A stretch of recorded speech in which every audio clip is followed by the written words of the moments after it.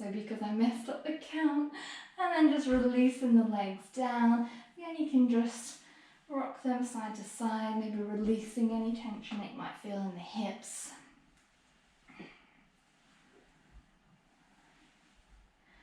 And we'll do that step one more time. So just bringing the legs back up, arms back up. Starting again with the left leg and the right arm. So on the next exhale, bringing them to hover. Inhale, back up. Exhale, opposite side. Inhale, back up. Remember to try and pull the navel in as you bring the leg and the arm down. You might start to feel some heat in the abs, in the core. Inhale, back up. One more time, each side. Great, and then releasing the legs back down. Again, just rocking the legs out side to side.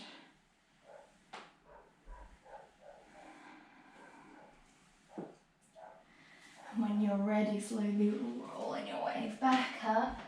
I've got one more exercise for you, and that's a forearm plank. So just making your way over onto the front now. And a really good way to line up your arms is just to bring your hands to opposite arms, just holding on to the bicep there, and then bring the arms down to the floor and bring the hands out in front, palms facing down. When you come into this, I want you to really push into the hands and the forearm, keeping lots of space in the fingers, and that can really help with this pose.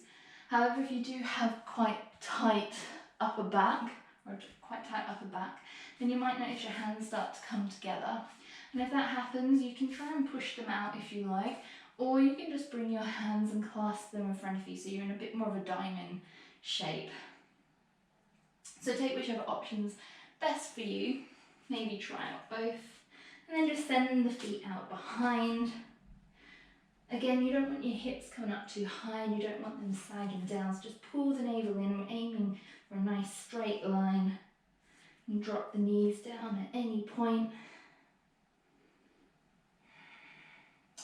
And we'll just hold it for 5, 4, 3, 2, 1. Release. Maybe take a child's pose, bringing the hips back down to the feet, arms out in front. Inhale to come back up, and we'll take that one more time. So just setting up the arms the same way as before. Feet come out behind, balls of the feet pushing through the heels. Pull the navel in.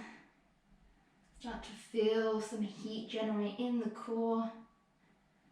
You might start to feel a little bit shaking here, and that's perfectly fine.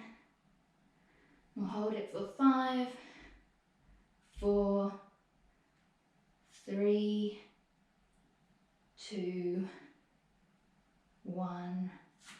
Release.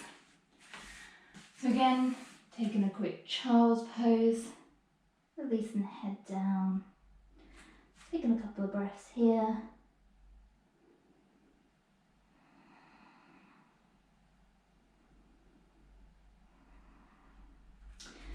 And then when you're ready, just make your way into a seated position.